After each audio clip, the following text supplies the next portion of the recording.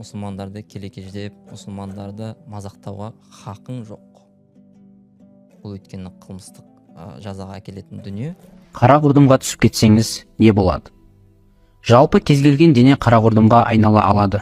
Ол үшін денені Шварцвальд радиусына дейін кішірейту қажет. Мұндай кішірейген дененің тығыздығы көп болатыны сондай, оның гравитациялық күшінен тіпті жарық та құтылып шыға алмайды. Егер Эверест тауын нанометр көлемге дейін жерді аракес жаңғағындай кішірейтсе, қара құрдым пайда болады. Біздің күнімізден бірнеше есе үлкен жұлдыздарда Шварцвальд радиусы да үлкен болады.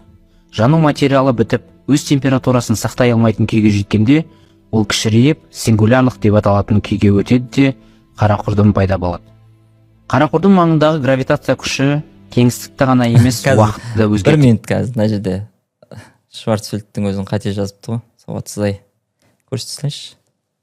Ана қате жазулар енді біледі ғой адамдар, ана қате көзіңе не қылып тұрады ғой бүйтіп. Сразу ұрып тұрады ғой. Біздің күнімізден бірнеше есе үлкен жұлдыздарда Шварцвальд радиусы да Шварцвальд деген кезде қате. Ш әрпін тастап кеткен. Шварцшильд болады. Енді сауатсыз адамға не айтасың енді? Өз-өзін ағартып жүр деп жүрген. Жақсы тыңдайық. Пайда болады. Біздің күнімізден бірнеше есе үлкен жұлдыздарда Шварцвальд радиусы да үлкен болады. Жану материалы бітіп, өз температурасын сақтай алмайтын күйге жеткенде, ол кішірейіп, сингулярлық деп аталатын күйге өтеді де, қара құрдым пайда болады. Қара құрдым маңындағы гравитация күші кеңістікті ғана емес, уақытты да өзгертеді. Сіз қара құрдымға жақын барсаңыз, бақылап тұрғандар сізді бірден жұтып әкеткенін көрмейді. Керісінше, оған жақындаған сайын жылдамдығыңыздың баяулағанын байқайды. Оқиғалар көкжиегі деп аталатын шекке жеткенде, сізді тамашалап тұрғандар үшін бейнеңіз қозғалыссыз тоқтап қалады. Себебі бұл шекарадан әрі қарай жарық фотондары да кері құтылып шыға алмайды. Сіздің денеңізден шығатын жарық қызыл ығысуға ұшырап, біртіндеп ғайып болады. Ал денеңіз оқиғалар көкжиегінен әрі өткенде, оның сингулярлық күйге жақын бөлігі алысырақ бөлігіне қарағанда қаттырақ тартыла бастайды.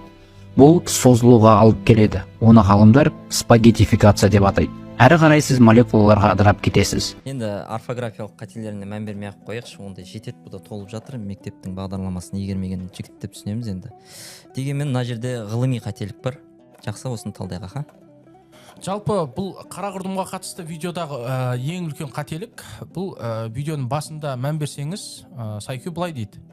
Егер Эверест тауын нанометр көлемге дейін кішірейтсе, яғни Шварцшильд радиусына сәйкес кішірейтетін болса, онда қара құрдымға айналады дейді. Бұл өтірік. Бұл өтірік. Таза дезинформация. Оны сізге былай дәлелдеп берейін, иә? Қараңыз.